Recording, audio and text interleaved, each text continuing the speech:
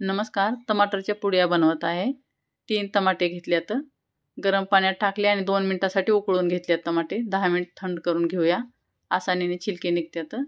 मिक्सरच्या भांड्यात टाकून एक मिरची टाकून फिरवून घेते। इथं अद्रक लसूण टाकू शकता तुम्ही पसंत असलं तर। चाळणीतून काढून आपण बीज काढून घेऊया। मसाले टाकू, लाल मिरची, जिरा, ओवा, कसुरी मेथी, नमक, पांढरे तीळ आणि हिंग आणि सुजी टाकले 4 चम्मच। आता लागेल तसं पीठ मळून घेऊया। हळदी आणि तेल टाकून घेतलेलं आहे।